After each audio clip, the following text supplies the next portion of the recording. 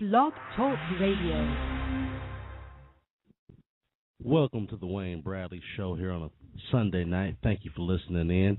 We're going to talk a little bit tonight about the debate and this race for 2012. It's winding down as far as all the debates go.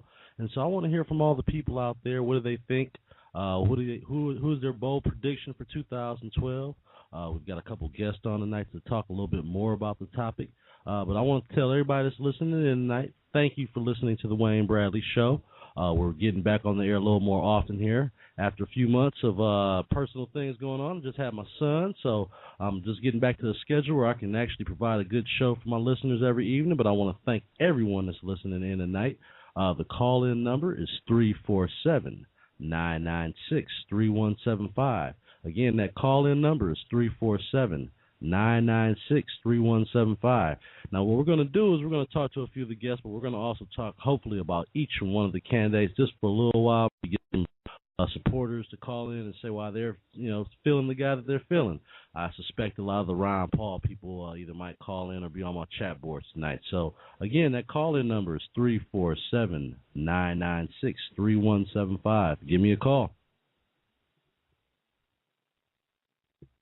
All right, so we're getting close to the end here, and we're winding down. We got the holiday season coming up, and I got to be honest, it's been a rough decision to see who I'm gonna support here in this race. I've said from the beginning it'd probably be anybody besides President Obama, but when you really think about the candidate, you have to really someone you're going to get behind. You want to at least believe in them a little bit, and know that you can trust them to do the right things, and we've had some interesting choices here over the last couple months.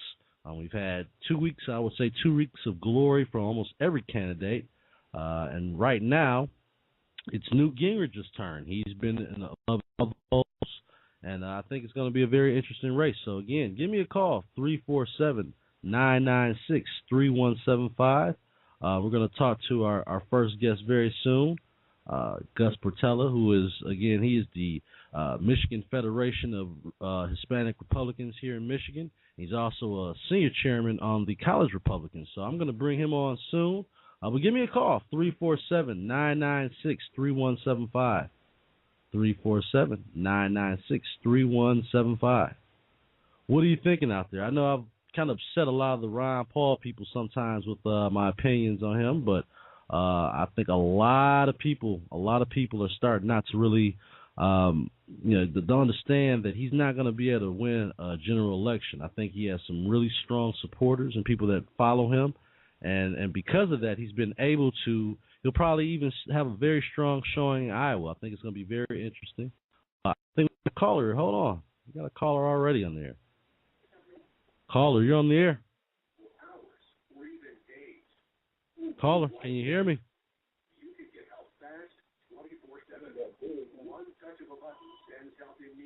All right, caller, you're on the air with the Wayne Bradley Show. Give me a call. I see you're here in Detroit.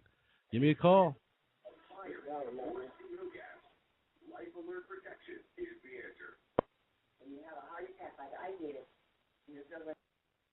All right, well, that was our first caller. That was someone from the 313. So give me a call again.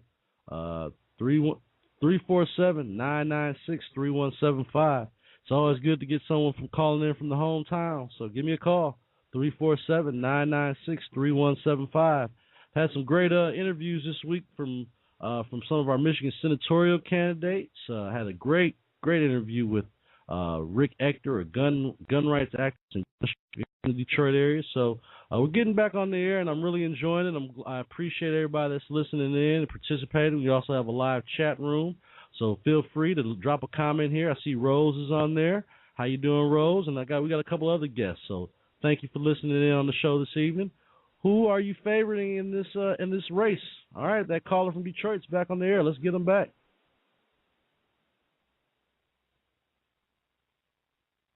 Caller, I keep missing you. Call me from Detroit. I see you calling in. I'm trying to take your call. Give me a call, 347-996-3175.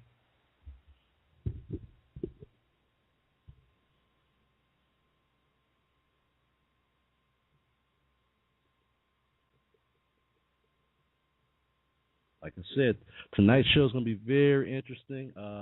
Blog Talk Radio.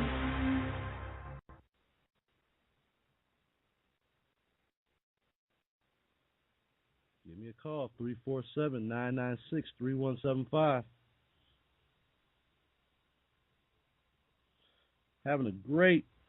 Finishing off a great season of fantasy football. I just want to share with you some of the great things that's going on right now. Sharing a great finishing up and running up a season of fantasy football. Sometimes I get a little too wrapped up in it, but this has been a good year for me, so I'm finishing that up. Give me a call, 347-996-3175. I usually don't broadcast on Sunday nights because we got some football action in, but it's been a good day. My Cowboys are looking good. The Detroit Lions are looking good.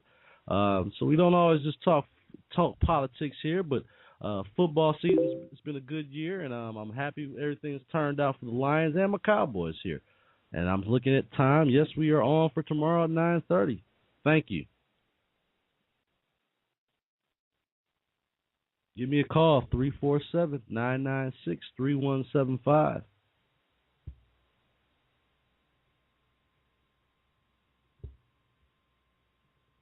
All right. Now, I just want to kind of go into a little bit more. Before we go into our first guest, I want to really talk a little bit more about Ron Paul and why I have not come out and supported this guy a little bit more.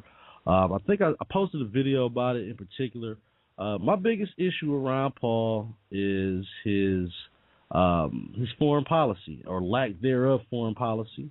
I know I get people that disagree with me on this, in particular the Ron Paul supporters, but the bottom line is that his foreign policy is unacceptable. I think when you look at it from any view, that if he honestly believes that if we just don't attack Iran and people like that, that they'll simply just leave us alone, and if we stop policing the world, that they simply just won't attack us or anything like that. And that's just not it's not a believable theory. That's the main reason why I don't think you can take him serious as a presidential candidate. His foreign policy has failed, is flawed, I should say, and that's just for a mainstream politician. He's going to have a lot of problems doing that. So, to me, that's his main thing. I could go into other smaller issues, but to me, they're not small issues. I don't agree with him in any way, shape, or form on his views on the Civil War and how we could, bought off slaves. I mean, that's just sometimes I think people are hiding behind. They have a valid way to hide behind the Constitution for things that are just in principle wrong. And I just think those are the main reasons that I can't support Ron Paul. I think his domestic policy is pretty sound, but not unless he had someone on his side that was actually serious about protecting Israel and our international interests, I could not support Ron Paul. So with that being said, feel free, Ron Paul supporters or anybody else that has anything to say, feel free to chime in on that. In the next minute or so, I'm going to be bringing on my first guest, Gus Portella, who I said is serving right now as the Midwestern Regional Vice Chairman of the College Republican National Committee. He was elected to that position in July of 2011 in Washington, D.C. at the Biannual Convention. Just to give you a little more information about Gus, he was born in Puerto Rico and has been active in Michigan politics since his sophomore year in high school. He's a young guy. And I think that's just very important to get some of the feedback and the ideas of some of the young people, because I'm 35. I'm a little bit older than him. Our future is what's at stake with this president, and moving forward, we have to realize how important it is for young people to get involved in this process. So already has a very large wealth of experience to be so young. He's also was recently picked as the chairman of the Michigan Hispanic Republican organization. He's also the youngest chairman in the organization's history. So what we're going to do right now is I'm going to go ahead and play the interview I had with Gus as he gives his feedback on the 2012 presidential race. And I think we also talk a little bit about the Michigan senatorial race. So here's Gus Portella. And welcome to the Wayne Bradley Show this evening. My guest, Gus Portella, is serving currently as the Midwestern Regional Vice Chairman of the College Republican National Committee. He is also the youngest chairman of the Michigan Hispanic Republican organization. Gus, welcome to the show. Hey, thanks, Wayne. Thanks for having me. Great opportunity. Well, Gus, first thing I want to know is you're a young guy. How old are you? I'm currently 22 years old. 22 years old. It says here that you got involved in campaigns back when you were in high school. What made you decide that the Republican Party was the party for you? Well, Wayne, at the time in 2004, I was looking at both candidates, and what led me to believe that I was going to be a Republican, I guess, or I was going to support George Bush's re-election campaign, was the fact that John Kerry wanted to raise taxes on the middle, not on the middle class, but wanted to raise taxes by almost $900 billion. Now, I thought in the middle of a war, in the middle of what started to look like a kind of slowing-ish economy, if you will, I thought raising taxes was just not the idea that I had for Americans at the time. Okay. And it says here that you were originally born in Puerto Rico. How long have you lived here in Michigan? Now, I was born in Puerto Rico in 1989, and now I've been living in Michigan for now 11 years since 2000 when I moved here. Okay. Now, me and you we're both minorities, and we see sometimes some of the trouble that the Republican Party has had in recruiting young minorities to the party. What do you think the struggle is in that issue? What do you think we can do to get better? I think we need to start tailoring a message to minorities. I think it's very important that we now look towards actually spending time campaigning in states where minorities are overwhelmingly present. President Obama it gives us a great opportunity in 2012 in that he is so unpopular, or rather his policies have been so unpopular with minorities that it really spells out trouble for him and gives us a great opportunity to make inroads into those communities. Okay. Now, the other thing that we really wanted to talk about this evening was the debate last night. What did you think about the debate? And, again, I want to talk to you because you're a young person. I want to hear what you have to say about these candidates and how maybe young people are looking at them. Who do you think did the best last night in that debate? I think, I've been kind of partial here because I was not able to catch the whole debate, but what I did see was that, Rick Perry is still trying to hold on, trying to remain relevant. Obviously, Newt Gingrich led the debate. He remained very positive, even though he was going to be attacked by almost everyone on the stage. It seemed pretty evident, but only news articles and blog posts, the blogosphere actually, predicting that hours before the debate.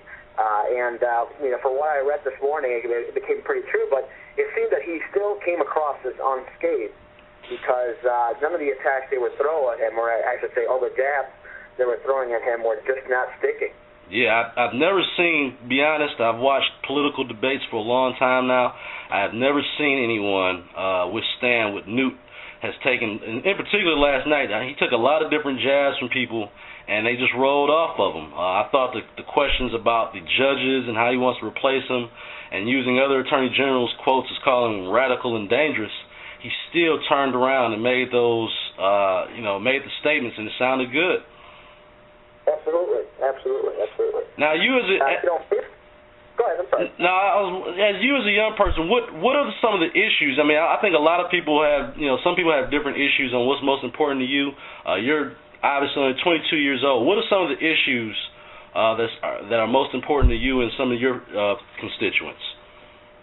Well, to me, and overwhelmingly, as I look at research done and polling done across the nation, what's most important to my generation is jobs in the economy. As you know, our generation, what we call the millennials, have been hit the hardest by the current jobless rate that has been caused by the Obama administration. According to U.S. Bureau of Statistics, unemployment for our generation, even it's double the national rate, currently stands at 18.1%. And furthermore, with some troubling numbers, I'm not throw a recent study conducted by, I believe, the 20-something Inc., a consulting company specializing in young adults. It found that 85% of college graduates, 85%, moved back home in 2010, which is up from 67% in 2006. Which it comes to show that these the so-called economy out there for the youth is not really. We end college and there's no incentive for us to be going into the economy. Right. There's no jobs out there. It's a tough economy for my generation. Right. Now, Gus, I got to ask you, you're right at that age. What do you think about Ron Paul? I notice he has a lot of young people that support him. What do you think about Ron Paul and his run for president?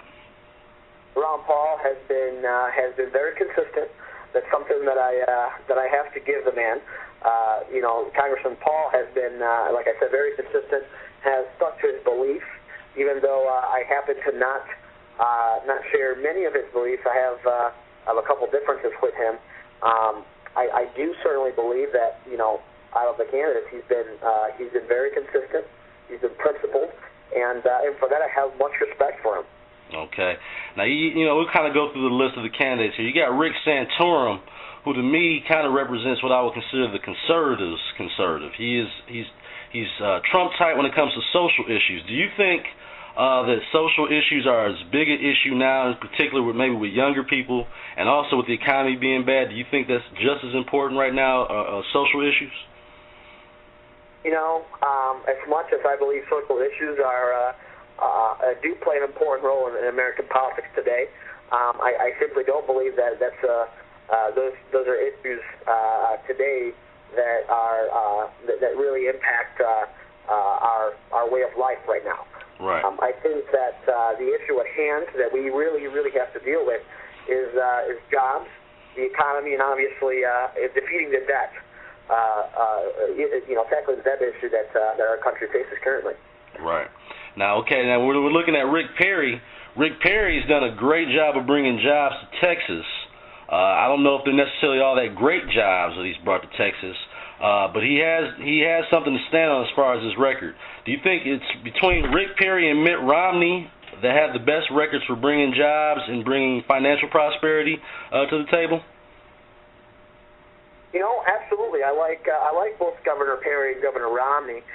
Governor Perry certainly has a longer record of bringing jobs to Texas than perhaps Governor Romney has, given the fact that Governor Perry has been in office for almost 10 years, or more than 10 years rather.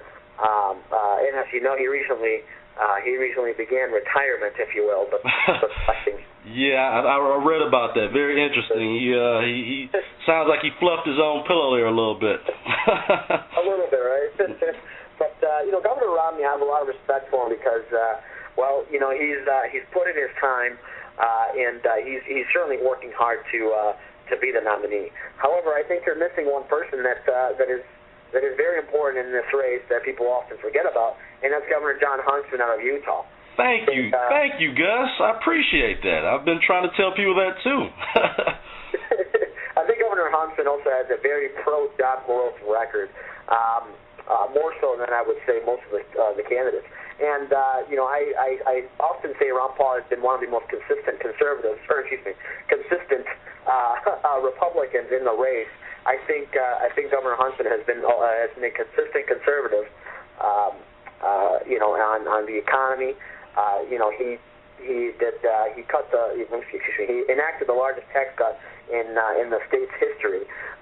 The state was also labeled best managed by the Cato Institute back in 2008 when he was in office still. And when it comes to social issues, Governor Huntsman has also been on the forefront. And he actually got in trouble, he became heavily criticized for enacting pro-life legislation, which the majority of Utah supported. Out of the race, I often tell people not to forget about Governor Huntsman because I think he's going to play an important role in New Hampshire. He's been campaigning there the entire time. Right. Has been spending most of his money, if not all, in New Hampshire. And I think come New Hampshire primary day, he's going to be playing a big role, whether it is first, second, third, or even fourth. You never know. He's going to play a a pretty big role in that primary. Why do you think he's gained such a lack of traction with voters? I guess with conservative voters. I mean, he's a governor of Utah. He has one of the best pro-life voting records, pro-gun voting records. Why can't the man get any traction with conservative voters right now? I think it's the fact that people, at first when they heard that he was pro-civil unions, they just wrote him off as one of those moderates that always jumps to the presidential race and then fades away. But the governor has been pretty steady in the debates. He doesn't only have experience as a governor, but he's also been ambassador 3 times. He has that statesmanship that Americans like myself are looking for. Right. And other thing I think that it impresses me that he stayed away from just making stupid comments and I think, to be honest, I think that's the red meat, the stupid comments that gets people all fired up. John Huntsman doesn't really play that game, so I think that maybe that's why he hasn't got won the hearts of hardcore conservatives right now. He hasn't come out and just talked bad about President Obama or anything like that. And I think that kind of frustrates people. Absolutely. I agree with you there. What did you think about Michelle Bachmann last night? And she seemed to be the attack dog on Newt Gingrich last night. She really went at him really tough last night. I think Congresswoman Bachmann is another great conservative in the House, but I just don't think that I consider myself a huge student of history.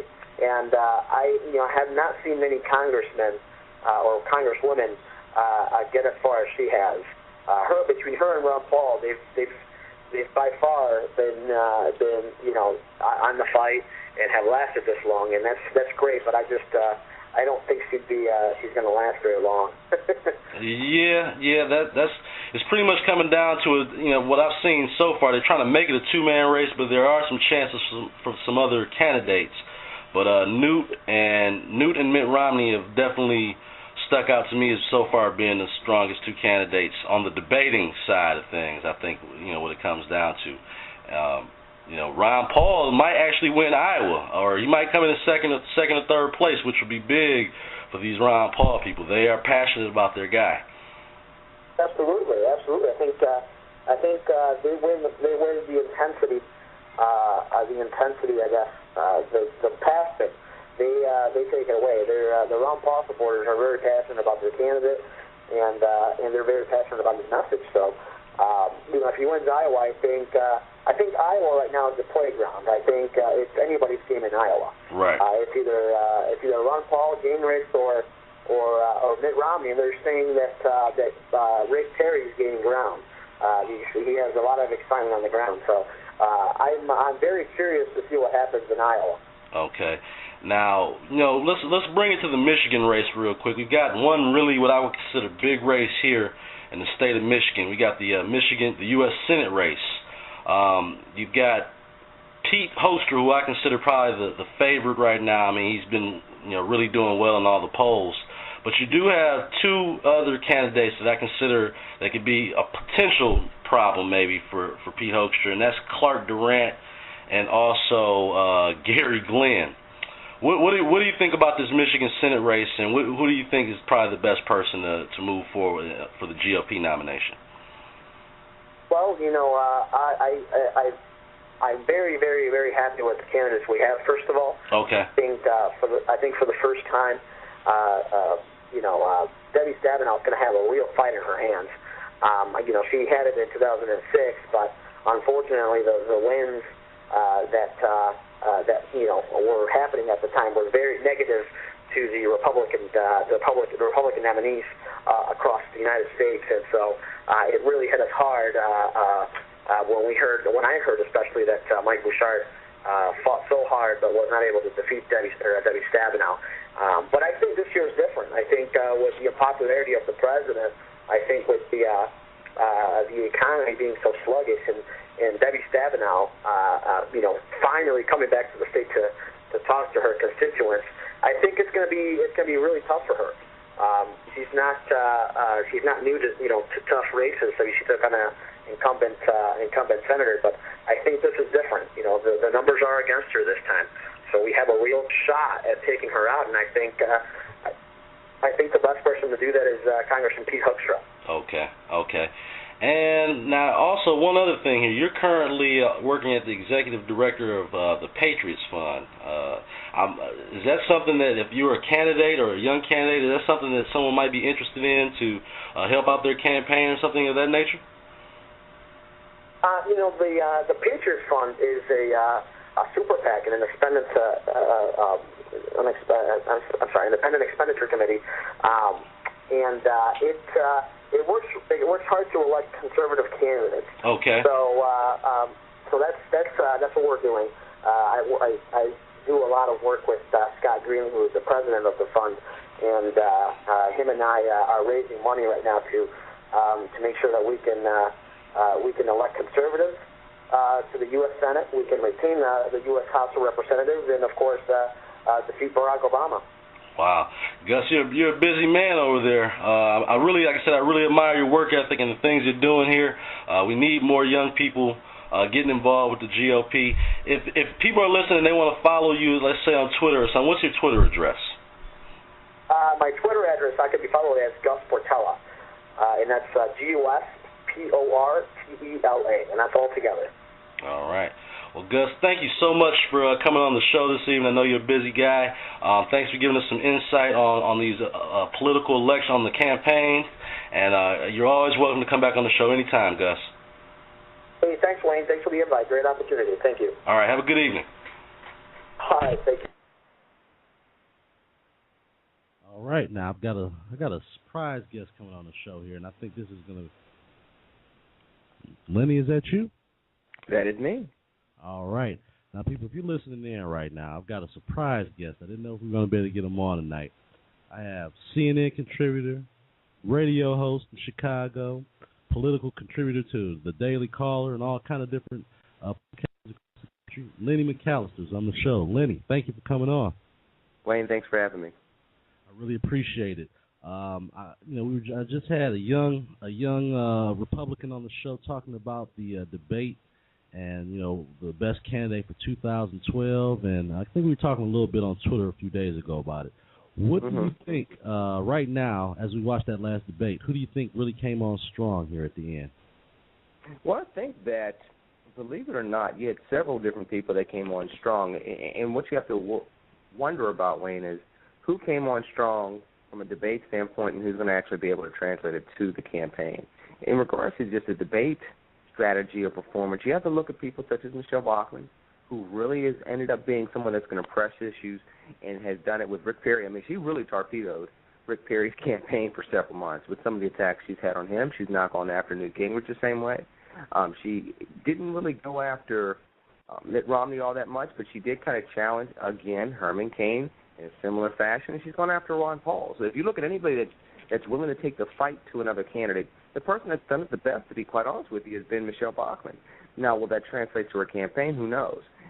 At this point in time, it doesn't seem that way. Now, those that did well with this last debate that may be able to transition that momentum over to their campaign, look at somebody like a Mitt Romney. He's picked up a couple of newspaper endorsements in the state of Iowa.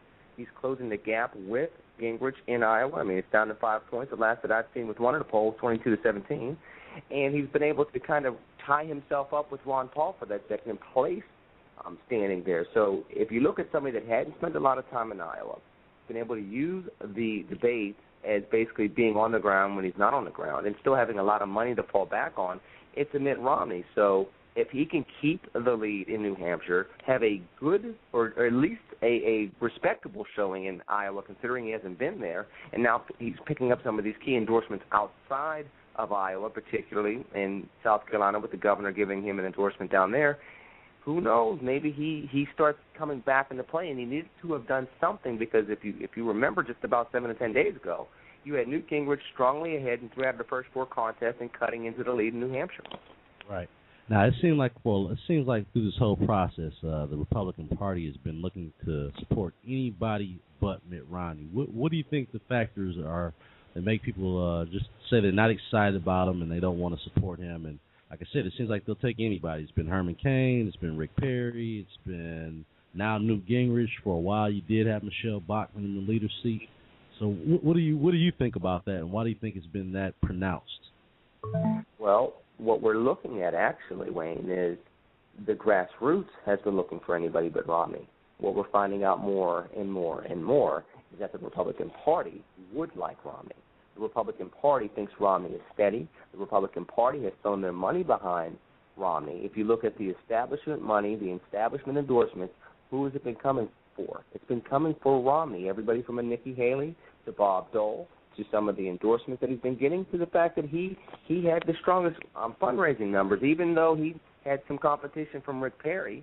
If you look at who's always had the best organization on the ground so far throughout this process, who's been above the fray and who's been the establishment guy, it's been Mitt Romney. It's been the grassroots and the Tea Party momentum that's been looking for anybody but Romney. And that's what's going to be interesting with this race. Who's going to end up winning that battle for the hearts and minds of the primary voters? Is it going to be the Tea Party momentum that's looking for the anybody but Romney, and so far that has been the momentum? Or are all these endorsements and all this establishment support just going to be a little too much for whoever that person is, and it ends up being Romney in the end? And now it's becoming very interesting to watch. It'll be very interesting to see what happens in Iowa and then what transpires over the next three contests, particularly New Hampshire, I think, because if you look at New Hampshire, Gingrich was cutting into that lead as that anybody but Romney candidate. Now with these two key endorsements from the papers in Iowa, if Romney has a decent showing in Iowa or a strong showing in Iowa, maybe he increases the lead in New Hampshire, and maybe, just maybe, he fends off Gingrich and then makes it a really interesting race moving into Super Tuesday.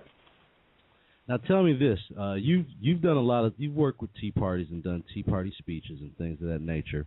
How is it that they are, obviously for smaller government, how can they get behind someone like Newt Gingrich? Now, Newt Gingrich is a brilliant man, but I would never have considered him a small government Republican. How has that worked within the Tea Party mind frame? 4 balanced budgets in the 90s. Welfare and entitlement reform in the 90s. That kind of reform right there is enough to put on his resume to sit there and say, I can do what you want to have done. They're more inclined to overlook the Fannie Mae and Freddie Mac aspect of this if they can look at the other side of it, which is balanced budgets. We're able to get a Democratic president to sign on to entitlement reform, and this is a guy that can go into a debate with President Obama and have him on the ropes. And if you look at what the Tea Party's been looking for, balanced budgets, fiscal responsibility, somebody that can take the fight to President Obama and articulate it in a way that can win over the independent voter and win over the moderate voter to vote for the conservative in 2012. And I still think that Governor Romney would not do as well in a debate setting as Newt Gingrich does. Right.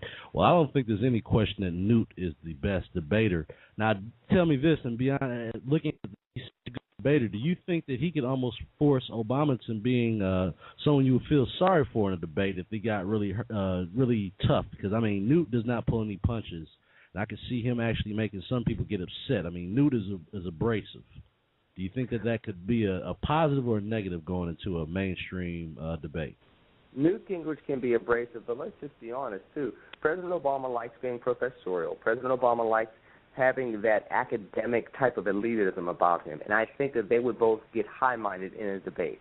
And then from there, it's just a matter of who's going to be more high-minded in that debate. I don't think that President Obama would take the road of being the sympathetic or the empathetic figure. I think he would try to battle him wit for wit, and I think that's a situation that Newt Gingrich could benefit from because it goes mano-a-mano. And that's, I think, what the Tea Party supporter would like to see in the 2012 general election process. Now, with that said, there's also a side of that goes to this. If President Obama is able to hold his own and Newt Gingrich really can't take that battle to him, it's going to pretty much be overcome because there's a lot of likability negatives that Newt Gingrich does have to him. There's a lot of Republican establishment that, in a way, haven't forgiven him or forgotten about the 1990s. You do have the personal baggage that contrasts greatly with the image of a good-looking, together African-American family, the first African-American president, some of the other things that the President Obama package comes with. If you look at the likability package from a personal standpoint, if it goes down to that level, Newt Gingrich can't match that. And I think that's one the establishment is looking at. They're looking at that and saying, listen, when you go Romney, Obama, they match 1-to-1 with the personal likability aspects of things. Now let's get into the issues, and with high unemployment, with a bad recession, et cetera, Romney should be able to get past that. That's what the establishment thinks. Okay. All right. Do you see any surprises coming out of Iowa right now with possibly either Rick Santorum or Michelle Bachmann coming out of Iowa? What I would think is this. I don't know that much about, well, let me rephrase that. Santorum's going to all 99 counties. I think that people like him. I don't know if they'll vote for him at the caucuses. I think Bachmann has more of a shot because they've at least seen Bachmann take on, like I said, 4 different frontrunners. I mean, Paul hasn't really been a frontrunner per se, but he has always been in the mix. He always has strong support from a grassroots perspective. She has also taken on Perry and, like I said, torpedoed his campaign with several different issues she's taken him up on the challenge with. She's gone after Kane, and she went after Gingrich. So if you're going to fight for somebody that you think will take the fight to somebody and you can get your supporters to really argue for you in a caucus environment, it's probably Bachmann. What do you think about, like I said, kind of talking about every candidate. What about Ron Paul? He has what I would consider, this very strong ground game in Iowa. He has some I would consider the most passionate supporters of any of the candidates, Republican or Democrat. What do you think about Ron Paul and his chances, at least in this GOP primary? Well, I don't think he's going to get very far in the primary process. I think he's somebody that's trying to push the envelope and get an issue or two placed into the platform. I think he'll survive through Super Tuesday, and then he'll fade away. I don't think he'll win Iowa. I wouldn't be surprised if he did win Iowa. I've seen Ron Paul people take over state conventions. I've seen Ron Paul people take over regional conventions and county conventions. Would I be surprised if they took over a complete caucus? No. Do I think it's going to happen in Iowa? No. But I wouldn't be surprised by it. I think he'll be gone by Super Tuesday, though. Tuesday. Okay. And yes, we haven't talked at all about Rick Perry. What went wrong with Rick Perry, and does he still have a chance? He still has a chance because he still has money. He's doing better in these debates. But like I said, people such as, and particularly Michelle Bachmann, went after him about issues that he couldn't articulate very well. He couldn't get through it. He came across as small government and then had big things hanging around his neck. Look, the HPV virus vaccination is definitely something that's big government. He talks about all the job expansion, but he's down in a state that has no income tax, and he inherited that. You have some of the issues he could not talk his way through, and there's been more than one issue that Michelle Bachmann and others have attacked him on, and he hasn't been able to plead his case or make his case as well as he should have. Another thing is the illegal immigration, the illegal immigrants being able to get in-state tuition. I mean, that magnet. I mean, Romney called it a magnet, Bachmann called it a magnet, and he basically didn't argue that case well. You can't argue yourself as a small government, letter of the law conservative, the same guy that was at a Tea Party talking about Texas should secede from the Union. If you can't be that guy and then do big government and in some instances left-leaning ideas. That is very much of an aggressive idea to give illegal immigrants in-state tuition and say, well, that's what we think we should do in Texas, and then turn around and say, well, we know about border control. That's a very inconsistent message. So when you have that and you have candidates that tie you up in that position, you can't figure your way out of it, you're going to have a problem. Now, you look at the contrast with that. You look at somebody like Newt Gingrich. Newt Gingrich was in a situation where they're trying to tie him up on the Fannie Mae and Freddie Mac situation. Well, guess what? He's been able to try to articulate and at least shape the image of, listen, I never lobbied for anybody. I gave them advice. I told them what to vote for and what not to vote for, and I told them why. And, in fact, my issues and my perspectives and my stances were conservative stances. They needed both sides of the aisle, both sides' opinions. I gave it. I was a private citizen when I did that. He at least articulates it. Whether you buy it or not is a different story. But Rick Perry couldn't even do that very well. And that's really what has gotten him in the position where he's languishing in a fourth place for much of the rest of this campaign, at least for now. And he's raised, I would consider him, he's either number one or number two when it comes to raising money. So he's raised money. He has the organization. Just like you said, he hasn't articulated well his strategy to become president. No, he has not. And unfortunately, he has the image of being that big Texan governor for a decade. He has the record of the jobs creation underneath his leadership while he has been the governor of Texas. But in regards to being able to articulate those ideas in a way that's going to translate for America, it has not translated well. And then on top of that, if you look at this, can you see Rick Perry going up against President Obama in a debate? And that's what this is really starting to boil down to. Who right. can take the fight to President Obama in a debate 3 different times at the very least and be able to articulate a different vision for America? Rick Perry's not going to be able to do that well. I totally agree. And look, we've got a couple callers on the air here, Lenny. And I think in particular, Southern Sense might want to ask you a question here. Can we take a call? I can take a couple calls, yes. Okay, hold on. You're on the air right now with Lenny McAllister and Wayne Bradley, Southern Sense. How you doing? Hello, Lenny. How are you doing tonight? How are you doing today, child of God? Good to hear your voice again. How is your lovely bride and your son? They are doing well, and I actually have my 2 older children here as well, so we've had a lot of fun in the Windy City. It's been 2 very long days, but very fun days. Oh, good Lord. God bless. You know, honestly, I've got your address on my counter with your jams ready to ship out to you, and I've just been so busy. I have to apologize. I mean, they've been sitting here for 3 weeks.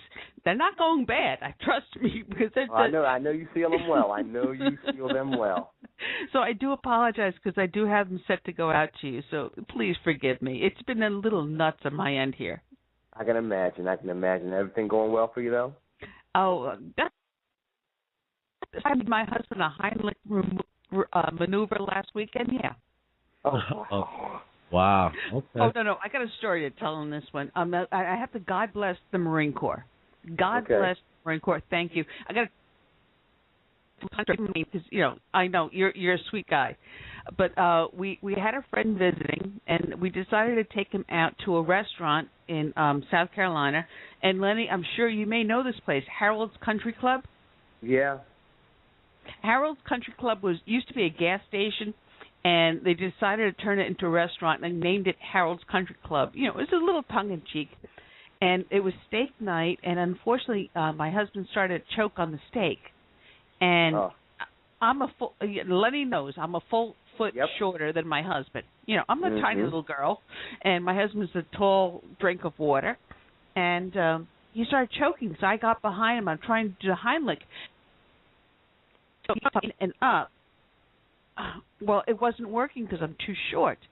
And the barmaid called over a person that was a patron, knew the person by name, happened to be a Marine at the Marine Corps Air Station. I'm hoping show because I have yet to find this guy. So I'm putting the word out. Anyone knows this guy Bob that goes to Harold's Country Club over in the embassy? Please ask the man to call me because I've been trying to say thank you 1,000 times over. Saved his life. Did the Heimlich maneuver on him and saved his life. Wow. God bless. God bless indeed. All right, well, continue listening in. I'm glad you got in touch with Lenny right here. Keep listening on the show, and we got other callers on the air. Okay. Happy Merry Christmas. I just wanted to ask him one question though. His opinion on Nikki Haley endorsing Romney. Very interesting that you would ask that, Annie. I think that the issue with that is this: the establishment is starting to line up behind Mitt Romney. And it's interesting. Everybody is not the establishment until they get voted into the establishment. So now you have to ask the question, how much of the establishment is Nikki Haley? She was a Tea Party favorite, but it wasn't as though she was just, working straight grassroots and became the governor of South Carolina. She was involved in the legislature. She had some experience in government. And I think that because of her previous ties to Governor Romney and probably some ties to some people that didn't have too many wonderful memories of Newt Gingrich to boot, I think the combination of those two led to this endorsement. And I don't know how much it's going to make a difference in South Carolina unless if Romney does well in Iowa and it can keep a decent lead in New Hampshire. Well, I'll give you a little bit of a thunder. Beaufort Tea Party here in South Carolina, besides being Southern Sense here. But I've been talking to other Tea Party people here in South Carolina, Hilton Head and so forth, and no one is happy she did that. I'm not surprised by that I cannot find a single Tea Party here in South Carolina that's very happy she did that. I think it's going to turn around and bite her back in the hindquarters. Well, I'm not surprised by that at all. I mean, again, it's one of those things where people are the opposite of the establishment or anti-establishment until they're voted in the establishment, and then the whole game generally seems to change, and this seems to be indicative of that. Okay. All right, Lenny, I promise I'm going to get the jams out to you.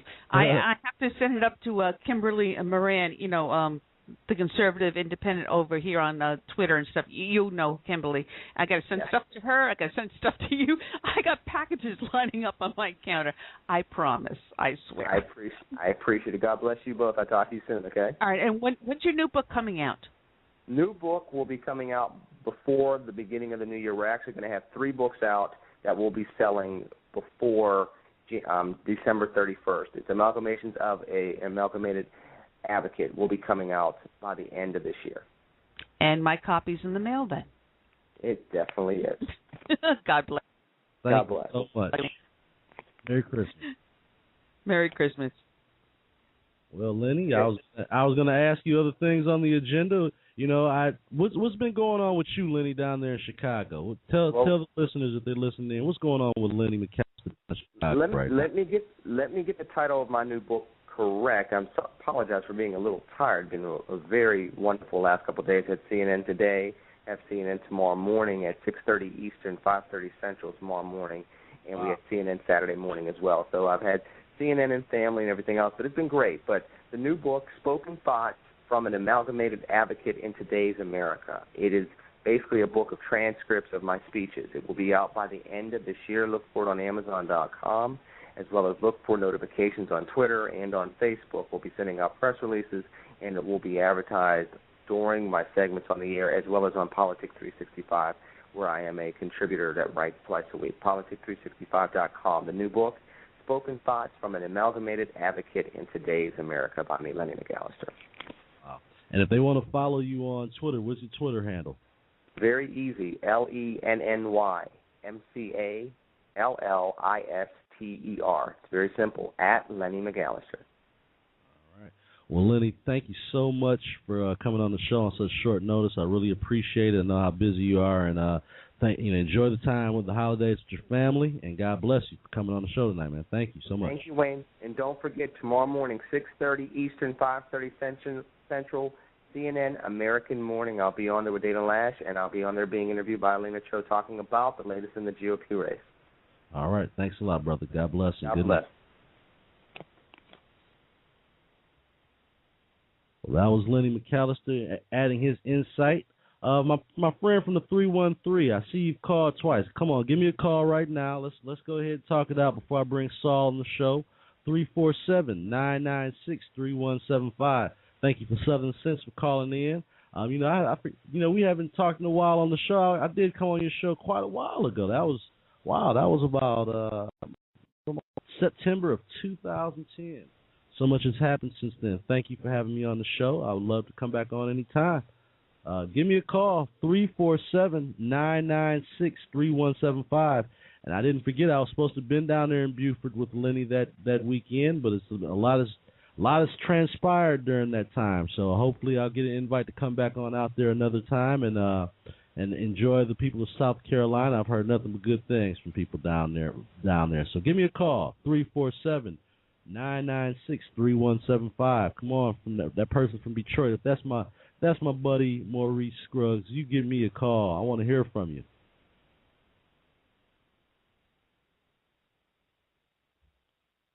All right. So we got one more interview this evening with a national chairman, Saul Anuzis, who's going to give his insight also on this debate and also talk a little bit more about the Michigan Senate race, which is equally important right now, looking at our Senate and how things have gone. It's been over 900 days since we've had a budget completed under President Obama and his administration and Harry Reid and those guys. If we're going to really make some changes, we're going to have to go at the U.S. Senate. That's why the race for Senate here in Michigan is very important. We have Debbie Stabenow, who's been in office for quite a while, hasn't done much of anything. If you look at her voting record, it's not either appalling or all that great. Hasn't done much of anything. Just taken up a warm seat in D.C. pretty much just votes down the party line with the rest of the guys, has drawn up no real leadership or anything that she can really point to. So, I mean, this is the time for Republicans to put up a good candidate. Right now, if you had to look at based on the numbers, Pete Hoekstra is at the top of the race. He's got a very comfortable margin based on the fact he has the name ID and recognition throughout the state, and really on a national level he does. But you got you got 5 candidates total, but you got 2 other guys that really stick out to me as someone that could pose a problem. One being Clark Durant, who is the CEO of the Cornerstone Schools, and Gary Glenn, who's president of the American Family Association here in Michigan. Gary does not hold anything back, and I think it's going to be an interesting race. If you're listening in, give me a call, 347-996-3175. I think it's going to be time that we put more focus back on the U.S. Congress and U.S. Senate races, regardless of what's going to happen in this presidential race, because if somehow President Obama was to win again, it would be a lot more helpful to have a Senate that's going to work to get things done than in its current form. So we got some important races. The presidential race is not the only race that we need as Republicans need to focus on winning. So that 3-1 call, I hope you give me a call one more time. We've had a few different people on the air here. I think if it's who I think it is in Detroit, give me a call, 313. I don't want to give you a number. Sorry, 347-996-3175. Give me a call.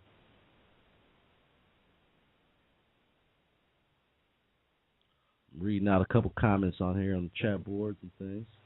I've been suggested that I need to have Alan Keyes on the show. That would be quite an interesting show, I must admit.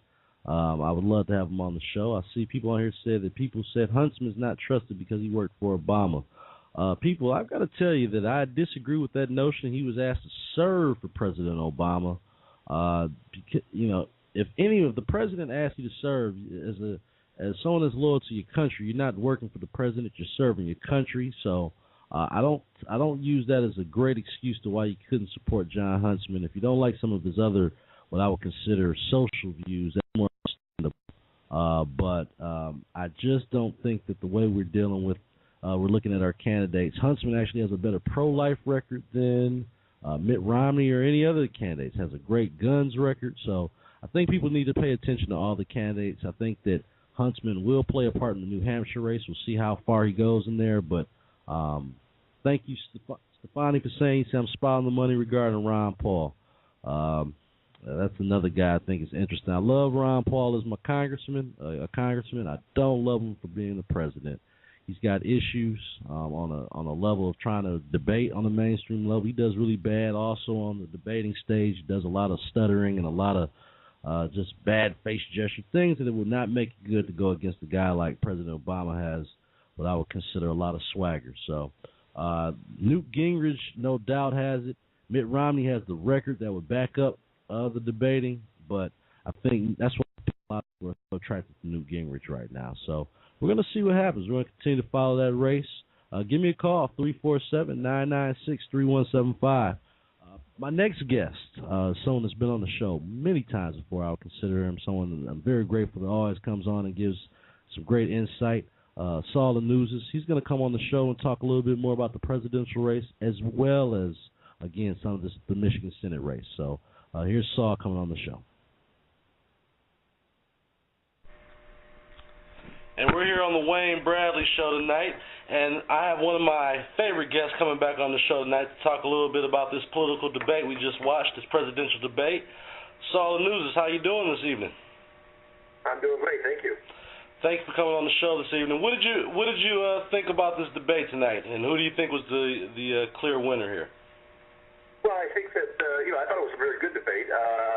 Having the last chance to basically go before the Iowa caucuses, it was very important to have everybody, kind of voice their opinions. I thought one of the biggest mistakes here that clearly all the candidates started focusing more on Obama and the Democrats. Okay. There was clearly an effort on each candidate's side to make sure that we kept on message, so to speak, continue to point out the differences between each of the Republicans and where Obama's at. I think that probably, if I had to say, I think Mitt Romney, I'm supporting Mitt Romney, but I think Mitt Romney was a clear winner tonight. He looked presidential. Nobody attacked him. Nobody hit him. Nobody got any cheap shots in him. And when you're, near being the front runner status, sharing it with Newt Gingrich, that was a very good position to be in. He also was in a position where both he and Newt and several other candidates even complimented each other and talked about each other. Right. Newt had a good night, came back in the second half. I think the first half was a little rough, but he also had some great answers on the judiciary and the judges being out of control. The Keystone Pipeline drilling got a lot of applause. So I think that boded well for him. Right. And then Michelle Bachmann kind of went for the long ball, being the attack dog tonight. She probably threw out the most hits. She went after Newt. She went after Ron Paul and the others. And so I think that, she was trying to be the alternative. She was trying to be the candidate who had something different to say, which I think is her only chance of really pulling off an upset victory in Iowa. Right. Now, I did also notice that Rick Santorum tried to zing Mitt Romney a little bit there at the end on some of the social issues. Do you think Rick Santorum has obviously tried to put himself in as the conservative? How do you think that plays out in the general election? Well, I mean, it's tough in the general. I think he's trying to be the social conservative candidate, which in Iowa will play well. Iowa is a very socially conservative state. And that's probably his best shot at kind of building and putting together a coalition or a constituency that could actually have him, if not win, show well in Iowa. But I think he desperately has to show well in Iowa because if he doesn't make it there, I don't think he makes it anywhere. So he's in a kind of a tough spot, but I think he sounded very intelligent. I think he gave good answers and was very strong. I think the two weakest guys were actually Perry and Huntsman. I think Perry looked uptight. He had a couple of good lines, bringing in TiVo. He had a couple other lines that I think worked well. But, like any other politician, he talked about wanting to debate. He'd show up early. He'd be there. The reality was he's not very good at it. He continues not to be very good at it. It's not something he's natural or something he's comfortable with. And as, we as Republican activists, when we look at it and saying we're going to have to put somebody else against a Barack Obama who is very slick, very smooth. Right. I think somebody like Rick Perry would look horrible against him, very poorly against him.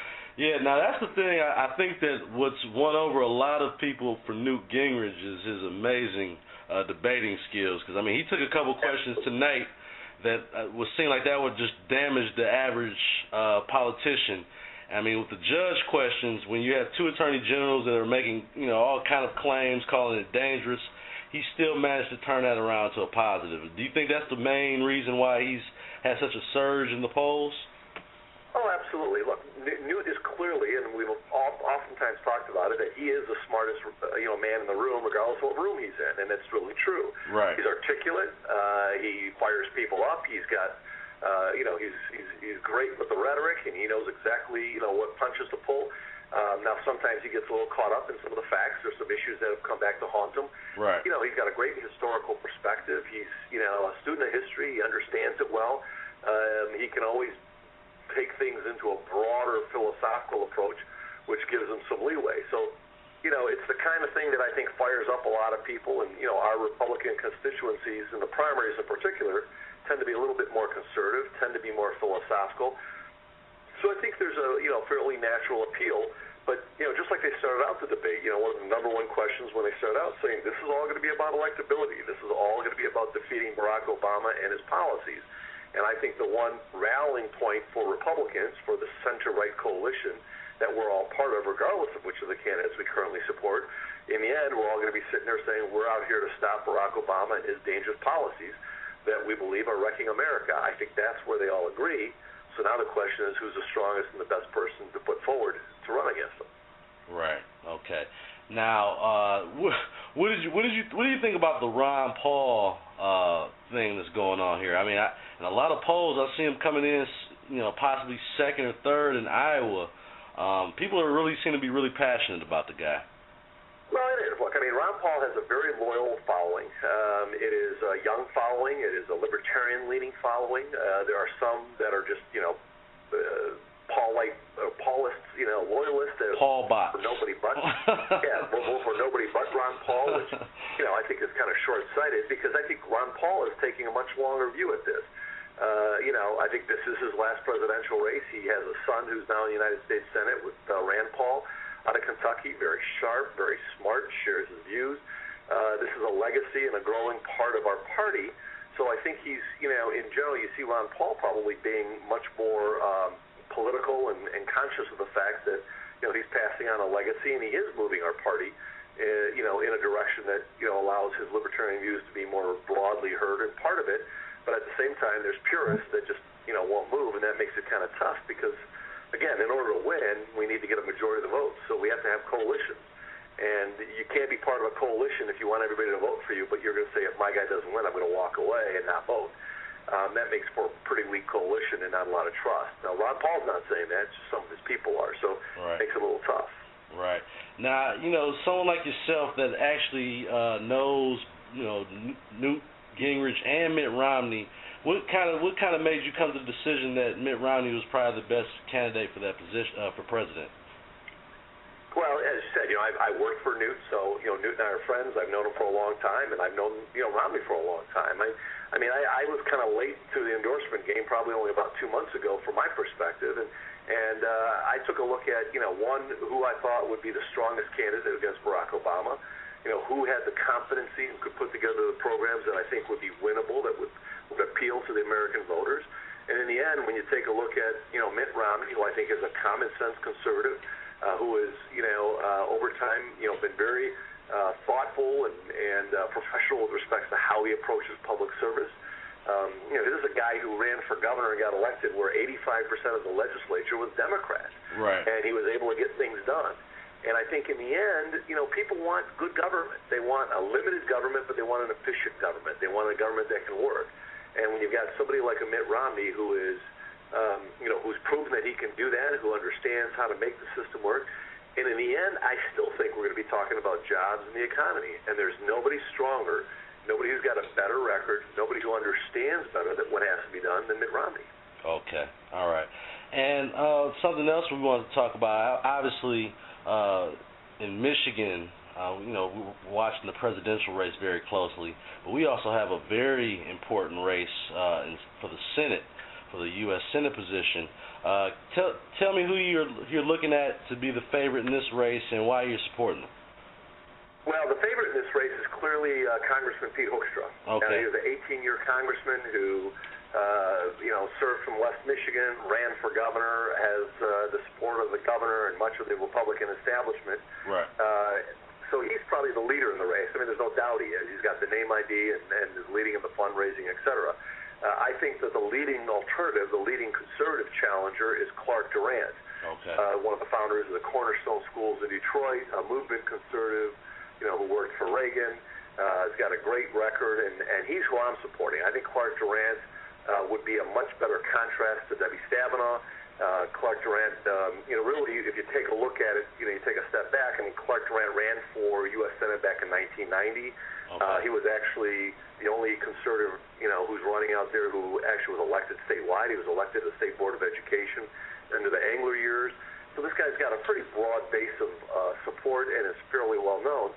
Probably our challenge is we have kind of 5 more conservative candidates running, and then Pete Hoekstra, who's the least conservative of the group running.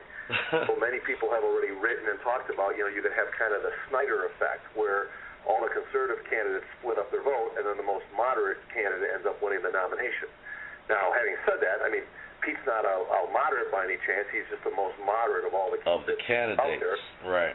Yeah, and I think that, he'd clearly be better than Debbie Stabenow, but if we really want to make a change, if we want somebody who's going to kind of be that constitutionalist movement, conservative, strong, values, and somebody who can really fight the fight and take it to the voters, I think that's Clark Durant. I think Clark Durant's the right guy for the job.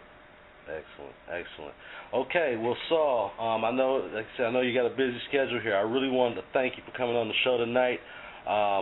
What's going on with you right now? What's on the agenda? What's next for you right now? Well, I've been, I just got back from Washington this morning. I spent the week out there, met with a lot of the conservative groups. Went to the Wednesday meeting at Grover Norquist's group, where over 200 conservative activists from around the country with different organizations show up every Wednesday to talk about what's happening out there.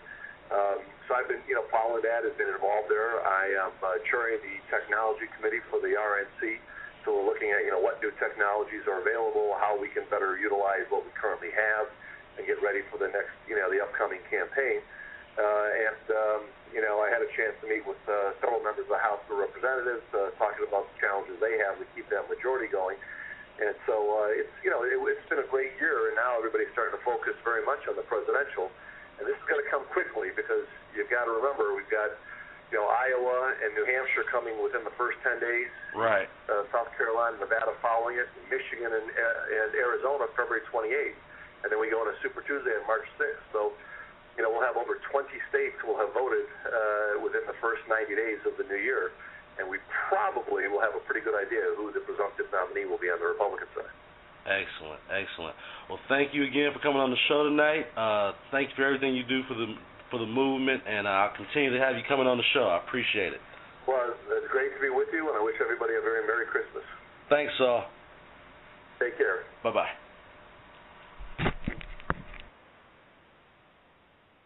All right, that was Saul Anuzis coming on, talking a little bit more about debate. I'm going over here on the chat room on the board a little bit. Stephen, you said we need a true conservative to unite the country and turn things around, and I can't yet see anyone in our candidates, but it's definitely not Newt. I personally don't trust Newt to repair our country. He can make it worse. I miss Herman Cain in the debates. I miss Herman Cain in the debates, too. It's not the same without hearing 999 at least 3 times during the debate. It's been kind of boring. Honestly, I'm not. I don't think I'm sold on any of the candidates either. Someone that's going to unite everyone. I'm starting to closer and closer it gets to feel just as comfortable saying it's going to probably be Mitt Romney, and I'll just be more cognitive of who he's going to pick as his VP choice. I've suggested a few times that it might have to be Rick Santorum or Alan West. Those are, if I had to pick any 2 people right now, those 2 would be on my short list. And I guess that's the same way it works for Newt Gingrich. He might be better off taking someone like Alan West directly. I don't know, but I do feel like that Mitt Romney, closer we get here, it just seems that everything's lining up for him. Newt Gingrich took a real beating this week in Iowa, and I think the MVP of so far of Obama's campaign has been Ron Paul. He put out a lot of really bad commercials in Iowa. I'm not going to say bad because they might be true, but they're really damaging commercials for Newt Gingrich, and he's attacked Mitt Romney on online ads. So I think that the thing that Ron Paul is doing is he's actually helping out the Obama campaign by attacking these people, and I'm sure he knows that. Just the same way if he decided to run independently, or I guarantee you will have plenty of Ron Paul people still writing his name in, even if he's not nominated. You'll have all kind of things going on. So the Ron Paul crowd, one way or another, they're going to make their presence felt. They do take over caucuses and conventions. So to me, if they win Iowa, it won't be a total surprise. I really think he'll probably come in second or third, which will still be more than enough to keep the Ron Paul people amped up and getting donations and keeping the campaign going. That's the so. Thank you, everyone's call. Give me a call. I got a couple more minutes on the show. 347-996-3175. I'd love to hear from that Detroit person again. That's 347-996-3175. Give me a call. Let's talk a little bit. We got a few more minutes here before we end the show. I want to hear from some people out there about who their favorite person is, who their favorite candidate is, and why. It's interesting. I've talked to 3 different what I would consider highly sought-after opinions on these Republican debates. I want to hear from the people. Give me a call, 347-996-3175. I want to hear from somebody out there that feels, if it's Rick Santorum's your guy, why is Rick Santorum your guy? Give me a call. I really think that he is the credentially wise in the way he stands on more issues. He's the best conservative candidate. I just don't think that he's going to be able to. He's not gaining enough traction in the GOP. How can we expect him to beat President Obama if he can't get excited and get the people supporting him in his own party? So I think that's what we're going to have to look at here as far as moving forward. I mean, I think he is the conservative candidate. Will he be president, or will she possibly consider for a VP position? I think that a lot of times the VP position is more symbolic, but if it's symbolic from the moral and social issues, I think that he can still be an important factor in American politics. And again, putting Romney, who I consider is the CEO, the guy who knows how to bring jobs and prosperity back, he might be the person that you want to put in as president. It's going to be interesting to see how it shapes out, but I'm looking at Newt and Mitt as being the number one and number two competitors right now for the position. And it's just going to come down to are you more comfortable with Mitt's background, but not, obviously his flip-flopping, or do you want to take your chances with Newt, who I consider the supreme debater and the talking head who cannot probably be beaten in a debate? So I think that a lot of people know that. But will that translate into getting the votes that you need? Will he appeal to independents the same way that President Obama did in 2008? I think Mitt Romney does that, but again, it's not, in this primary, he's got to prove his conservative credentials, and that's what is probably his biggest stopping ground is going to be. He's had people who are looking for anybody but Mitt Romney. I mean, I just heard someone calling in from Beaufort, South Carolina, were talking about Governor Haley and how they're actually disappointed that Governor Haley supported Mitt Romney. Well, she's a governor. I believe that Mitt Romney probably got out and tried to support her early on, and the establishment is obviously becoming a little more clear that he is the establishment choice, and a lot of times once you are the establishment choice, it's a lot easier for these governors and people like that to get behind you. They don't have anything to lose. The risk is supporting someone outside of that, the same way Herman Cain didn't get a lot of support. Newt Gingrich, who was I would consider a D.C. insider and probably get some of that D.C. support, he still has issues. A lot of people who know him, he's had a lot of the other Congress people actually say that he would not be a good leader. And I think that, again, comes from a guy that works hard and pushes the envelope, whether it be through ideas or actually when he was pushing policy in D.C., the guys that work hard sometimes are not liked by everyone, your fellow coworkers. I mean, that's just how it is, whether it's in politics, sports, corporate boardrooms. The guy that puts in the most effort sometimes gets more acclaim than they think necessary or deserves is going to have people that don't like him. So it's going to be interesting. We got a couple more weeks here, the holiday season coming into play. How will the voters in Iowa react to Newt Gingrich? So give me a call. I want to hear from you, 347-996-3175. Tomorrow's show, we're going to have it's going to be very interesting. We're going to have State Rep Tom McMillan on the show. We're going to have Michigan Ford CEO and a friend of mine, Brandon Jessup, come on the show. We're going to talk a lot about the emergency financial manager and what this means for the city of Detroit. We're going to also talk about the light rail situation, and we're going to talk a lot. We're going to talk a lot with State Rep Tom McMillan about education reform here in Michigan. They finally passed the bill that's going to eliminate the caps on charter schools. So we're going to get some real reform here in Michigan. So we're ramping back up. I'm looking forward to having Tom McMillan on tomorrow, and also Brandon on the show. So keep listening in. Tomorrow's show, I promise you, is going to be really exciting. You're going to have two different sides to this whole emergency financial manager law, and I'm looking to possibly have maybe even a city council member from Detroit come on the show. I can't guarantee that yet, but we're trying our best to bring on some people from the city to actually talk about where they stand on these issues. While I was in church today, my pastor made a point. He said, how much worse can it be if we were to give control to the emergency financial managers? I know Brandon doesn't want to hear it that way, but Detroit's in bad shape right now, and we've had the same leadership in place for a long time, so I don't know if they're going to be actually in the position to fix it without getting some kind of intervention. We'll see. Again, thanks for everyone that's listening on the show. Got a nice amount of people in the guest room, in the chat room. Thanks for joining in and listening. Give me a call, 347-996-3175. Just want to share with you also, if you hadn't heard yet, the North Korean leader Kim Jong-il, 69 years old. He died this evening. Like I said, he was 69 years old. He's believed to suffered a stroke in 2008, but he's always come back in photos and recent trips from China and Russia. But their leader did pass away this evening. I think it's going to be very interesting to see how his son, I think who he groomed to be the new leader. So it's going to be very interesting to see. This is someone else that America is definitely need to keep an eye on. I would not want to be South Korea right now. Pray for their safety. Again, we don't know what's going to happen, but we'll keep an eye on that situation. I'm sure if Ron Paul was in charge, I'm sure he'd say it's none of our business. So I don't know. Give me a call, 347-996-3175. What do you think about Ron Paul's isolationist theories? Give me a call. I got a caller here. Caller, you're on the air.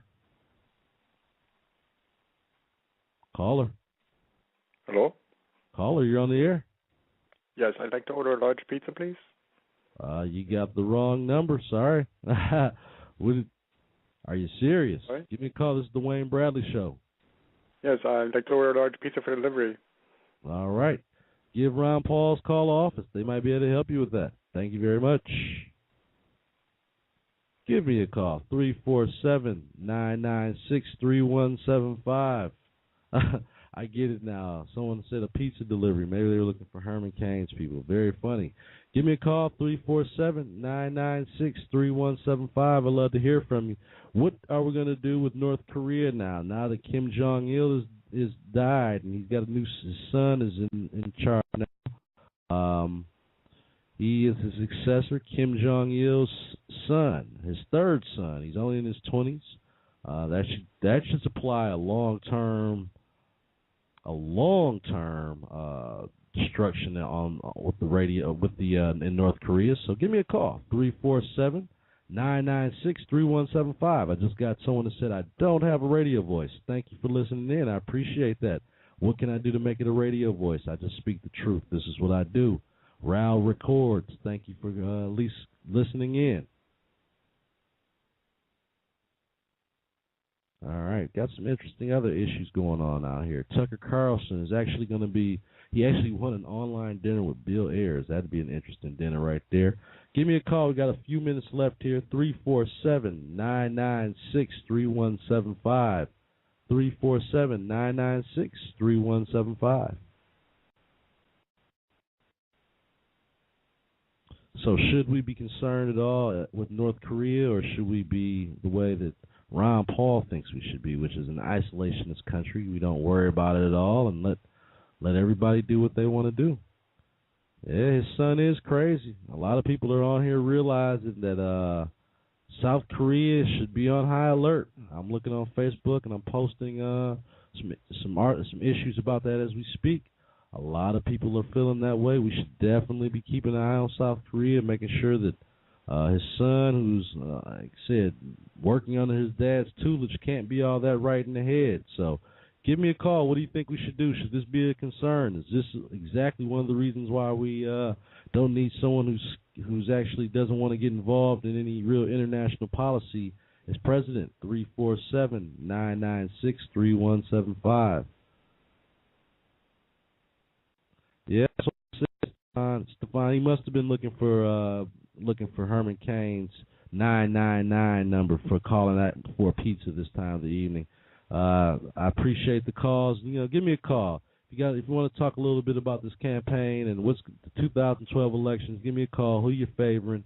347-996-3175. I want to say thank you again for Lenny McAllister for coming on the show tonight. We've been trying to catch up with each other, and I'm glad he came on tonight. Thanks again for Gus Portella for coming on. Thanks again for Saul, who's always coming on the show. I appreciate it. Give me a call here, 347-996-3175. Got a few more minutes here on the air, 347-996-3175. I really want to talk to my friend from Detroit, whoever that was who called in. Give me a call. We got a few more minutes on here. I'm sure you want to.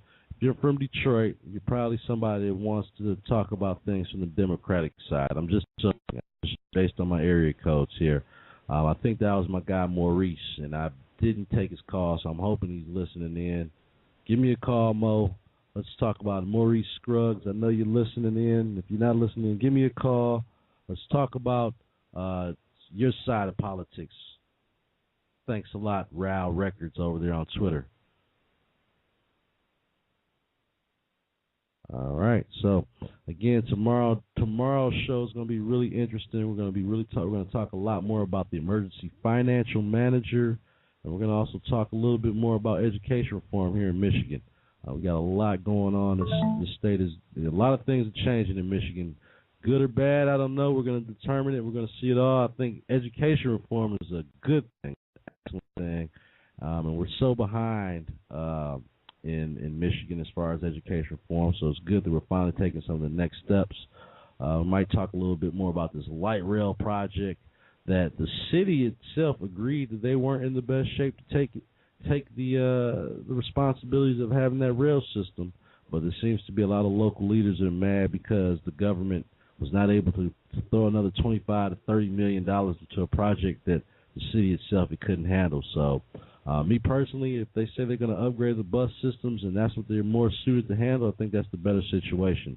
It's no need for the city of Detroit to take into something that they can't afford to manage and operate on something that's not a good mechanism for them to make money. They're not in a position to do that right now, so I think it actually should be kudos for Detroit leadership for being honest about it and not taking on something more than they can't handle right now. They're already in a tough position and look at receivership. They don't need to put themselves in another bind with another government bureaucracy. So we'll see. We'll talk a little bit more about that. We talked about all the candidates. It was very interesting to hear people's take on Rick Perry, because Rick Perry, again, he's raising funds like a serious presidential contender, but he's failed miserably at the debates, and I think that has been his shortcoming. So, John Huntsman has not been able to gain much traction at all. I think it has a lot to do with the fact that he worked for President Obama, and maybe some of his social issues just aren't as strong. So we'll see how that works out. He's working hard in New Hampshire the same way Rick Santorum is working real hard in Iowa. They're putting a lot of their eggs in one basket to see how far their campaign is going to go. We'll see. So give me a call here. We've got a few more minutes, 347-996-3175. Caller, you're on the air. Yo quiero Taco Bell. All right, we've got some probably some Ron Paul guys on here. I can almost imagine who that is right now. Some of these Ron Paul guys. I've had one guy that's had it in for me all day because I just can't support this guy. I'm sorry about that. I haven't come out and support anybody yet, but it's very easy for me to come out and say I probably would not support Ron Paul for a multitude of reasons, and if you take that personally, that's just your problem. So I feel bad for you on that.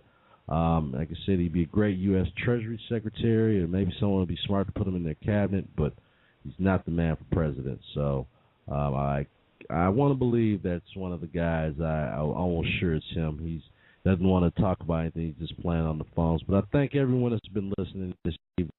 We're about to go off the air. Again, tomorrow we'll be back on tomorrow night talking with Representative Tom McMillan from Michigan. Also, Brandon Jessup, the CEO of Michigan Forward. So we're going to have a good time tomorrow night talking about the emergency financial manager and also education reform here in Michigan. So thanks for everyone that's been listening in this evening. I really appreciate it. If you get a chance, go to the website, conservativeiscool.com. Register. That's a great place to catch up on a lot of news, a lot of different postings, rants and things of the day. We're constantly putting up new polls to participate in. So I think it's a great way to get your news and a great way to stay updated on things. If you're not, constantly abreast of things, it's a great site to go to. So, again, check out the website, conservativeiscool.com. If you get a chance, I want you to do a little research for me and go check out urbanconservativeleague.org. It's a nonprofit organization that I've created that I'm going to be working with people here in the state of Michigan on some pro-life activities and also working to improve the education reform system here in Michigan. That's something that's very important to me. Two things is life, obviously, and education. So I hope that you'll help join me in that fight and getting things right here in Michigan and, again, moving across the country with this agenda of trying to promote choice in education in urban areas and also in rural areas as well. Parents from everywhere deserve more choices than they're currently getting, and they should not have to have the only choice between, if you don't have the funds, between that and a failing school system. So, again, thank you for everyone for listening to the Wayne Bradley Show tonight. We'll be back on the air tomorrow night. God bless you. Have a Merry Christmas. I know a lot of people don't say that anymore. Merry Christmas and a Happy New Year. God bless you. See you tomorrow night.